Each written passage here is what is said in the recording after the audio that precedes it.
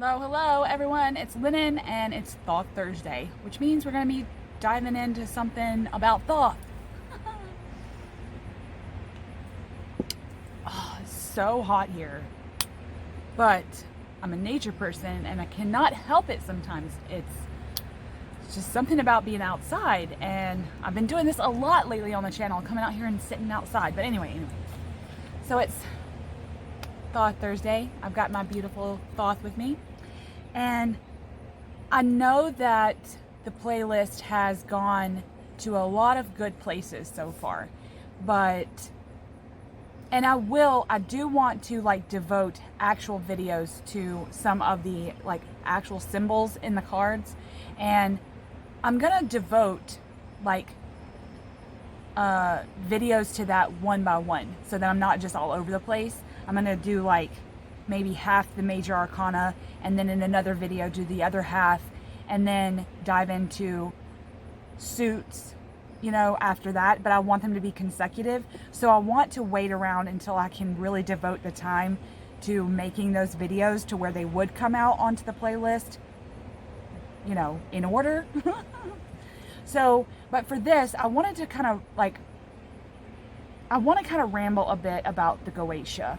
And there's not a lot of information about Goetia in the Thoth. And there is if you get certain books. I have actually downloaded one of Lon Milo Duquette's book. I think it's called Low Magic.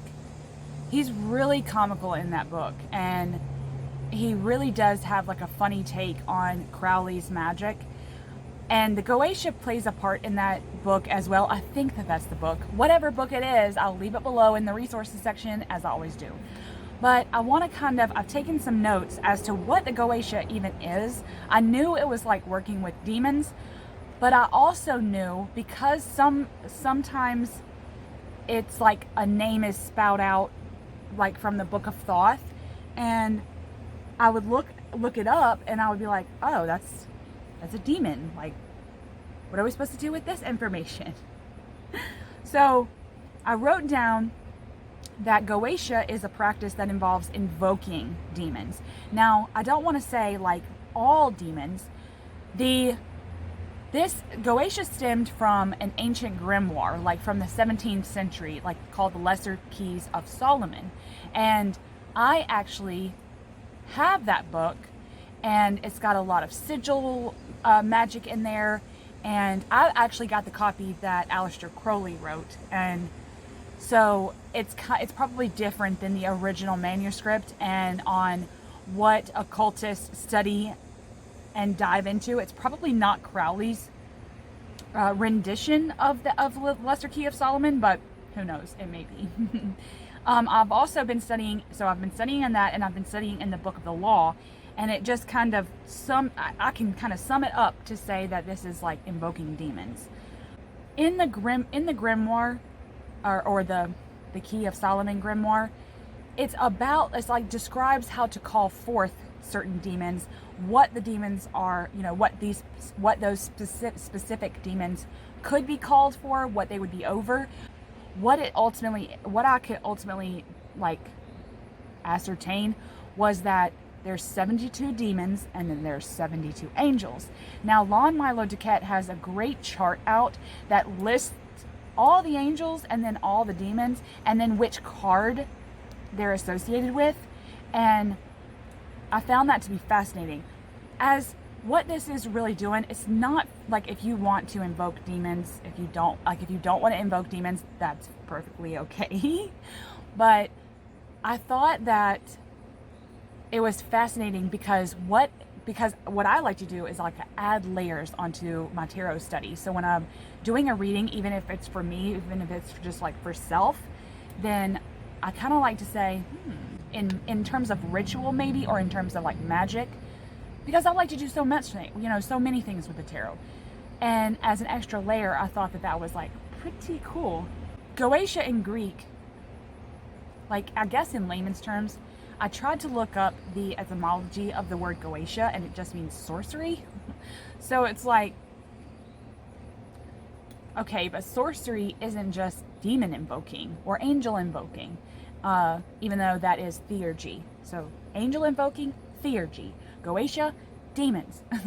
I thought that there was a good tie-in, and that each card actually has a demon and an angel associated with it. And it has so much to do with the zodiac and all of that. So now, why is having angels and demons together important?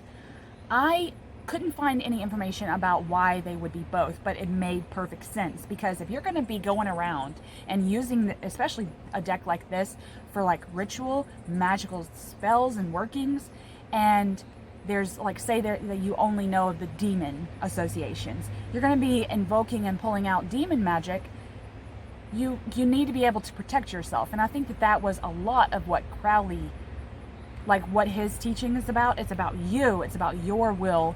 But if you're going to be conjuring up, for lack of a better term, conjuring up these demons, they can wreak havoc, right? I mean, a lot of them are mischievous. So if they're wreaking havoc, then you need a counterbalance to balance all that evil out. I don't want to say evil. I don't like to say evil. Don't strike me.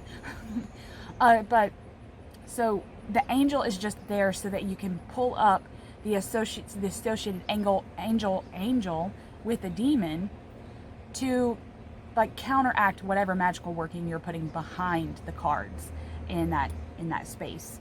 So I thought that was so cool.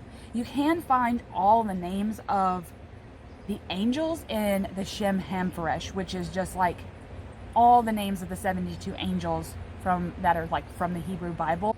So that was pretty fascinating. So back to tarot for a second. How is it important? Again, like I said, I believe that they're layers. Please refer, I'm going to leave the chart down below for you, that Lon Milo Duquette made. It kind of looks real colorful and pretty, confusing looking, but it'll be pretty easy to spot the name of the card, and then the demon is in black and then the angel is in white. So it's, just to know that. There's more things in that chart, but just to know those. And then you can refer back to the Shem Hamferesh to get more information. You like download that in a PDF file, I think, straight from Google. And to get more information on all the 72 angels. And like I said, it's pretty interesting. One thing that I found that we have to know in order to know the Goetia demons is, and again, please know that I'm not an expert, people, but one thing we have to know in order to know Goetia better is Gematria, which is like numbers. Okay, basically, it's so hard to put this down. Like, I can write it all down perfectly fine, but spouting it out. Basically, tradition would state that God created everything, but he only created everything using the 22 letters of the Hebrew alphabet. Each Hebrew letter has a numerical value. God taught the archangels Gematria, which is the numerical value of the 22 Hebrew letters. And then the angels taught the primordial man, Adam. And then on down the, timeline to where we're at today. Now, the Kabbalists used Gematria to find meaning in the Torah. What they did was they took certain passages in the Torah that they thought had like real like symbolic meaning and got the numerical value, and then would find another passage in the Torah that they thought could link, and if they were the same numerical value, then that was held in pretty high standards, I believe. It was high regarded to find correlations in the numerical value of the whole passages and the whole verses, I guess you could call it. The most famous connection that was made from the Torah was the Tetragrammaton. Tetragrammaton, it just means name of God, which is basically how the Kabbalists used Gematria. Is just like a triangle, like a pyramid shape with the letters, and how they calculate the numerical value. Which, if you take Tetragrammaton, okay, the word Tetragrammaton, and put forth the numerical value of each of those letters from Hebrew, the number is 72. And we have 72 demons. So I thought that was so fascinating. So making this discovery, the Kabbalists, they found 3 other Torah verses, and when they put in Hebrew, okay, when they put them on top of one another, each column became 3 letters of God, or a 3-letter name of God. Then they added a suffix to each one of those. Like, I think it's IH. Yeah, it's IH for angel of mercy and AL for angel of judgment. So I thought that that was really fascinating, because when we see like Balal, that's a demon's name, isn't it? Anyway, each, like, you could tell from the suffix, because there's like a 5-letter word, okay, a 5-letter Hebrew name for these angels. It could either be angel of mercy or angel of judgment. And I thought that was so cool. Like Michael, okay, like Michael, Raphael, whatever. The list goes on. Like I said, I will leave the Amazon links to both of the other tarot decks that have these if you want to dive into any of the demons or the angels that, like, we're talking about today. So anyway, that's how the 72 angels were found. Now originally, oh, what is my hair doing? Now originally, the angels weren't associated with 72 demons. What happened was the Kabbalists started to recognize that there were 72 demons in other texts, and how that was yet another connection that was made. Like, here's 72 angels, and then here's 72 demons in this grimoire from blah, blah, blah. That was a connection. I mean, it made perfect sense probably to tie them together. Are they just opposites of one another? Because that would kind of make sense, like a light and a dark. But I don't think of lightness and darkness that way. I don't think of, like, the good parts of myself are the complete opposite of the bad parts of myself, because I kind of think angels and demons would be kind of like us, not to humanize them, because there's a sense of not being able to know ethereal beings that way, because our human comprehension is different. We try to humanize entities and it just can't be done. So but I feel like that was a connection that was made, and therefore when Lon Milo Duquette made this chart, it was like, and I had that epiphany. I was thinking, damn. Oh, and I do want to clarify that it's the minor arcana cards that have the 36. There are 36 minors, not including the court cards, that are associated with an angel and a demon.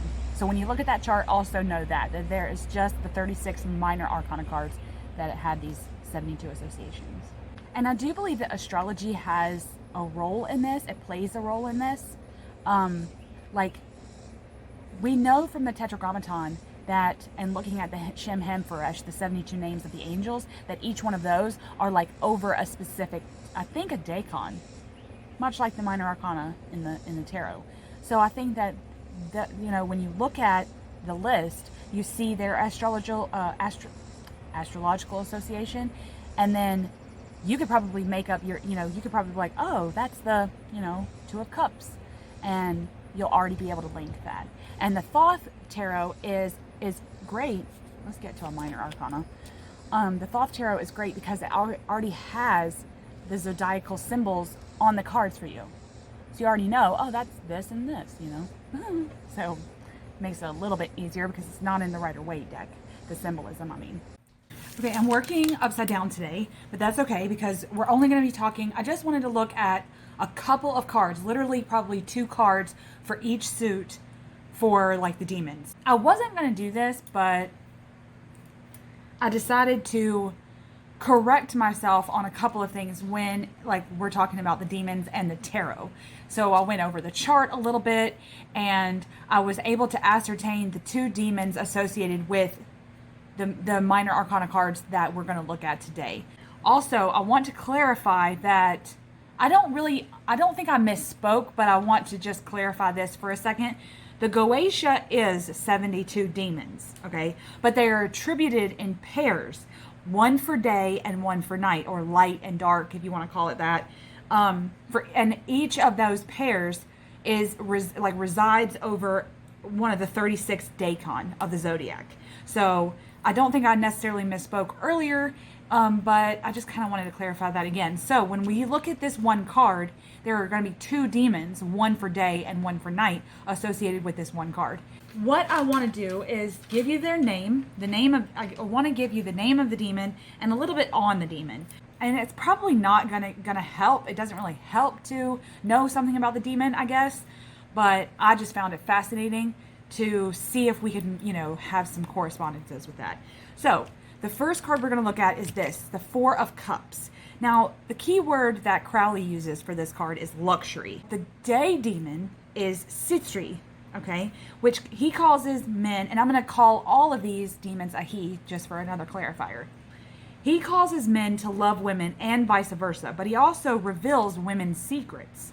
And the night demon is Hajinti, and he's more of an alchemist. He kind of turns wine into water, metals into gold, but he also has a lot of wisdom that he likes to impart.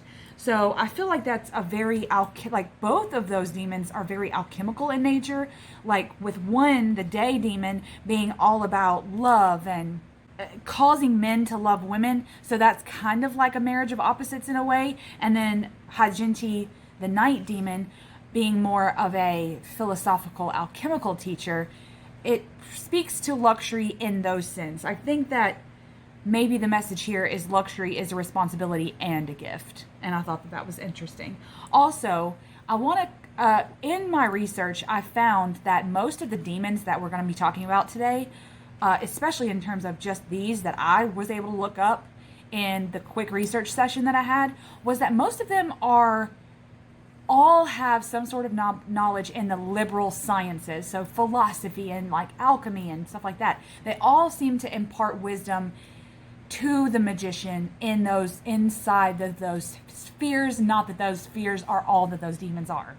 So moving on, we've got the 10 of Cups here, which is satiety, so satisfied, right? Satisfaction. Now the day demon for this is Stolas. Also, again, teacher of astronomy, and also teaches about herbs and like herbs that involve prophecy. So probably ingesting herbs that could deal with prophecy. So that's what Stolas does. And I'm probably butchering some of these names, but I'm just going to go with it just to keep this thing moving. I could apologize all night. The night demon with the 10 of Cups is Andromalias. Now he returns stolen things, he reveals thieves, he discovers wicked deeds, but he also uncovers hidden treasure. A lot of demons uncover hidden treasures, like help find hidden treasures, help find things that have been stolen or things that have been lost. That's been in a lot of the demons' descriptions that I have found so far. So Andromalias, he kind of reminds me of like a paladin in D&D, if any of you are familiar. As soon as his description came up, I was like, wow. Like fulfillment, like satisfaction. I believe that fulfillment is the key. So it's almost about like, if you want to uncover the gold here, you really have to dive into what your tools are. So is it herbs? Is it prophecy? Do you need to map out the stars? I love that this is a map of the tree of life. I've said that in many videos. But if this is a tree of life, then it's really about holding the balance, seeing where everything lies and everything has its place, kind of like the stars. They're rotating, yes, but it's like a cycle of life rotation. They're going to be in the same spot in the summer. Every summer, the Big Dipper's in the same spot. It's kind of reminds me of that a little bit. Okay, moving on. Right here, we have the 6 of Wands. I love that this is victory, and we see victory more in the scenic card of the Rider-Waite, where he's like, this figure is gallant on a horse, and all these wands are sticking up. So it really goes with the victory imagery in the Rider-Waite. So I kind of like how those tied together. And for these demons actually made a lot of sense to me, because the day demon in the 6 of Wands over this Daycon is Larage. He's an archer and he causes great battles, but he makes arrow wounds putrefy. I just had that image come to my head, like a Robin Hood figure, and the victory Robin Hood would feel when he would have something substantial to give back to the rich. I feel like that's the kind of dynamic we're working with that day demon. And then the night demon is Furcus. He teaches rhetoric, philosophy, logic, astronomy, but I think the most, like I said before, a lot of these demons have some sort of knowledge in all or most of the liberal sciences. And Furcus, the most thing that's like the thing that stood out to me about him was that he is a hieromancer, which is the divination, like palmistry, divination of hands. So how your hands are folded and stuff like that. Also, that could mean mudras, but pyromancy, so divination with fire. And as this is a wand suit, I thought that was so cool because it's like, you know, you see this and this grid here that's like stuck like this with the fire. Pyromancy could be how we accomplish victory. How are we scrying with these candles? Are we going to? Is that going to help us get to our goals, you know? So I thought that was really cool. I think the message in this card, when it comes in terms of the demons, would probably be prepared to win the battle. Bring your all to the battle so that you can win. Don't ever participate in a battle that you can't win. That was always like my dad's philosophy. So I think that's a powerful message for this card. Now here we have the Nine of Wands. Strength, right? I love this card because it reminds me that I am the embodiment of the opposites, a moon and the sun, and I have to keep the balance. I love how it's straight up and down. It reminds me of Kundalini energy as well. But then also having the 8 wands behind this one figure here, or this one wand. It reminds me that I have a shield on my back that is always there, and that I can pull from that and maybe pull like these 8 aspects from my quiver, so to speak, of that shield to use in protection. I love that this reminds me of that. Also, protection is going to be where most of my strength lies. If I don't know how to protect myself, then there's no way I can be strong. And I love that. Now, the day demon with the 9 of Wands here is Boon. He giveth riches unto man and maketh him wise and eloquent. I like that because, again, like with me, feelings of protection is going to be where my greatest strength is. I need to know how to protect myself. But also wisdom comes with that. And also there's responsibility with wisdom because it's like, I know all of this. Should I share all of this? Do I just give all of my knowledge away? So I think that was really cool. Now the night demon is Volok. And I think that there wasn't a lot of information I found on Volok except that he finds treasures. So I kind of think of him as like a Gollum figure. He's just, he finds treasures and that's pretty much all his vocation is. But again, finding the 8 arrows in your quiver, that is going to be the shield you hold on your back for protection, for your strength. That's going to be the greatest thing you can do, is find all of the things that make up that shield. What are those things? Here we have the 7 of Swords, and we're moving pretty quickly because I just wanted to give an overview and kind of look at some demons and what they do in terms of the cards. Again, I really want you to refer to the chart and do your own research. Maybe this could lead into some demonology research that could benefit you. Who knows? Okay, so moving on. Futility. 7 of Swords. I don't necessarily like the word futility because it means uselessness. I mean, there's just like, if you're having one of those days where you feel helpless and useless and this card comes up, it's like a beacon. You're like, you know what? It just kind of turns it on to yourself a little bit into, let's think about what all I do, not all of that I don't do. And instead of feeling helpless, what have I done today that has served me and that has served my family or my home? And I like to think of that way. So in terms of demons, the day demon is Gop. And again, with the liberal sciences, philosophy, but he excites both love and hatred upon people. And I love that in this imagery, you can kind of see that this broken sword here in the middle. It's kind of like all of the rest of these swords are fighting against the middle sword and they're chipping away at him. So, and with this demon, when he gets commanded, so upon command, he can move people from place to place. But back to, he excites both love and hatred. I feel like that love and hate, there's a fine line. And whatever is going to win, it needs to be you being resilient against the claims that you have no use, that you can't help, this situation, you can't help that situation. It's like, are these my tools in that situation, or am I getting cut by others, or even by like the 7 deadly sins, I always think of those in terms of like how people can hurt me, or how I'm hurting myself, most likely. But am I getting hurt? And this sword hasn't broken yet. I think that's the point. We have to be resilient to how we see ourselves and how others may perceive us, and just being kind of resilient to that, again, with having the shield on our backs. The night demon for this card is Decarabia. Decarabia. I think that's like Decarabia. Okay. Decabre. Ooh, could sound like macabre. Anyway, he makes birds fly before a magician and leaves them as familiars. Now, these aren't regular birds. He conjures magical birds up. So like, imagine like these apparition of birds that eat and fly like real birds for the magician as a familiar. Maybe the magician doesn't have a familiar, and he's conjured this demon because he needs some sort of guide, and the demon's not going to be the guide. That's not the premise of demonology, I don't believe. They do help some, but I believe it's more so that they give you certain things to help you on your journey. They themselves aren't necessarily going to help. That's kind of the take I got from it.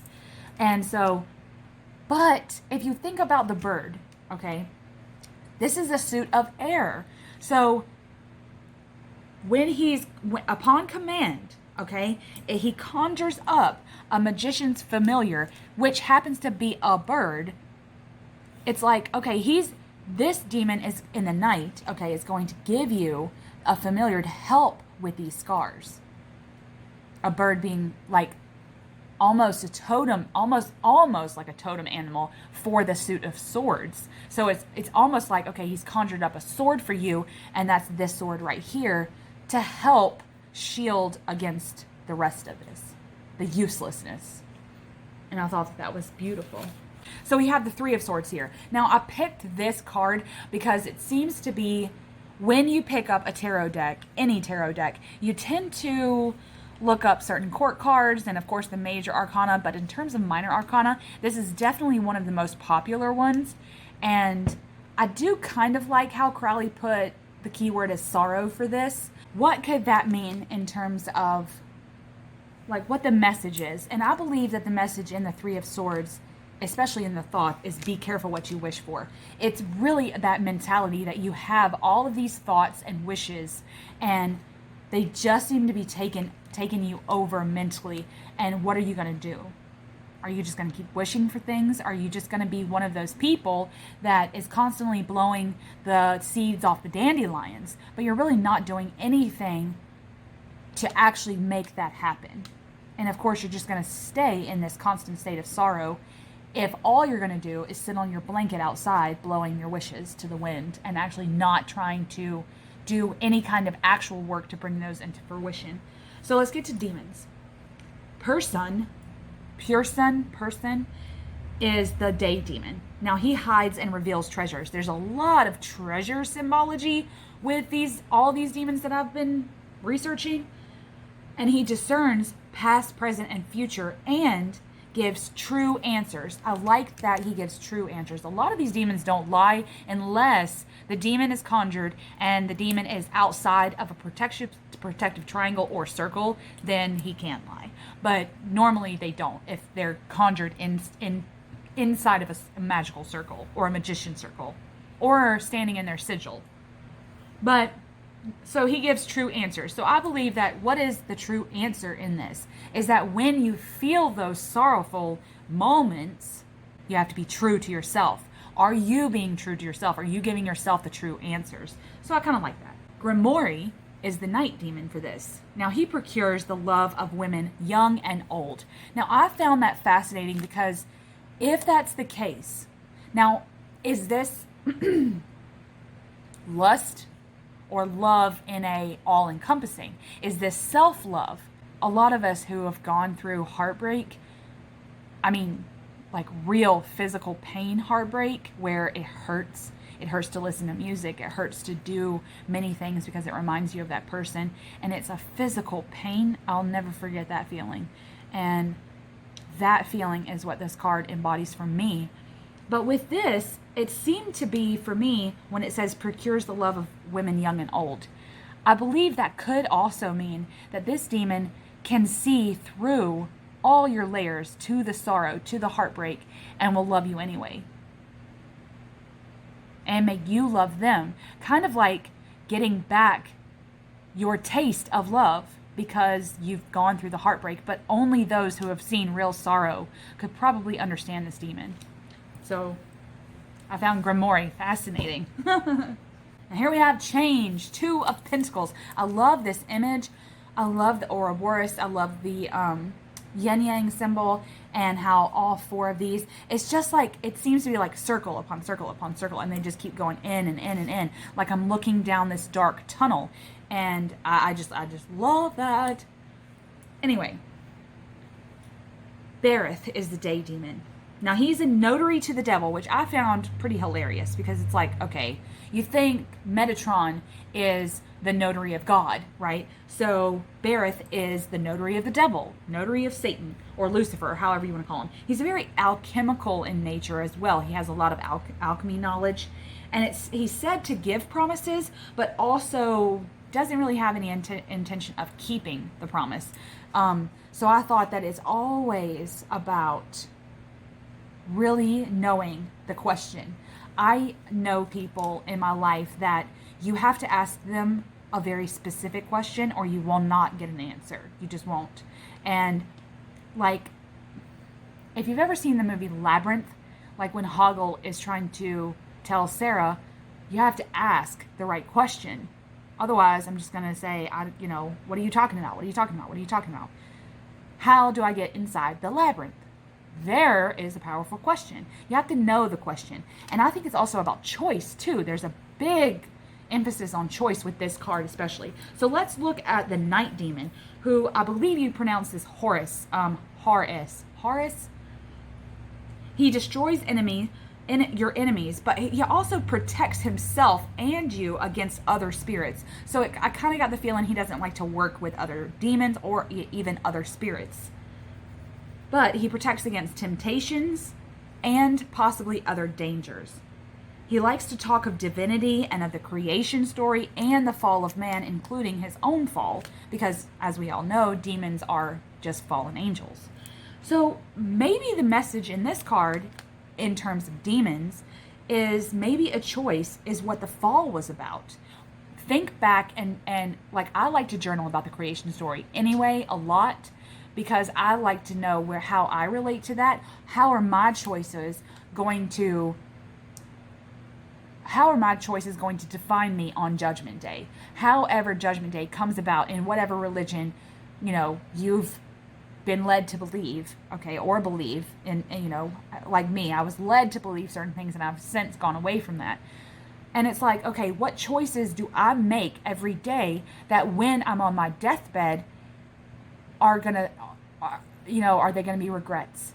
And I believe that this change, it's about knowing your choices and knowing that when change comes about, it's about how you take that change and the choices you make in the change that's going to make the difference. Okay, now the last card here is the 5 of Pentacles. Now I love this image as well because there is a pentagram here. I don't know how to say this because there's many names for this day demon for the 5 of Pentacles, and it's Gamagen or Sanagina. I think that's how you say those names. Again, with the liberal sciences, he delivers news about people who died in sin. He can summon souls of drowned men or summon souls that are in purgatory. Fascinating. Now, these souls, once they are conjured by Gamagen, they appear kind of ethereal and they answer questions to the magician. So it's all about answering questions here. Now, this particular card is called Worry.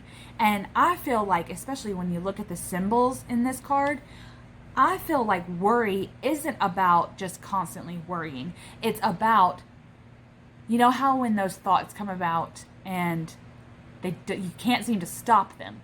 Like, it's almost like worry for no reason. There are moments in your life where you do need to worry, like when you have a gut feeling about something, but you've done it anyway, or you have a gut feeling about letting your kids go off with one of their friends. and you let them go anyway. Those are real instincts that we need to listen to as humans. But I think also it could be the question aspect of it, asking the right questions, again, like the other card, and these being pentacles. Okay, back up. Let's look at the night demon. His name is Ram, and he steals treasures. Now, this one doesn't find or seek out treasure. He steals it. He destroys cities. He bestows love on opposites. There's a lot of take on marriage of opposites in all of these. But I think, what does any of this have to do with worry or just the Five of Pentacles in general? Well, for me, that means, especially this navy color, I feel like that is a very primal purgatory color. There's no need to dwell in purgatory because that's where the worry is. You either need to let something happen or not let it happen. Like, there's no try, there's just do. I'm quoting Yoda now. Oh my God. There's no need to dwell in the purgatory of the unknown. Just deal with whatever it is you have to deal with. And that's the message of this card in general to me, is that whatever is the situation, it's not being dealt with, and it needs to be. And just constantly being in a state of worry because you're too afraid to make a decision. You're too afraid to let the situation unfold because of the worry. And I think both of those demons have a powerful message in terms of that card. I will end this video by saying that I really enjoyed researching this, and I'm going to continue to take notes and research the rest of the demons on Lon Milo DeKetch's chart. And I really hope that you download it for yourself as just something to plug in a journal for an extra Thoth layer. So come back in a couple of Thursdays. So I hope to see all of you again. Much love.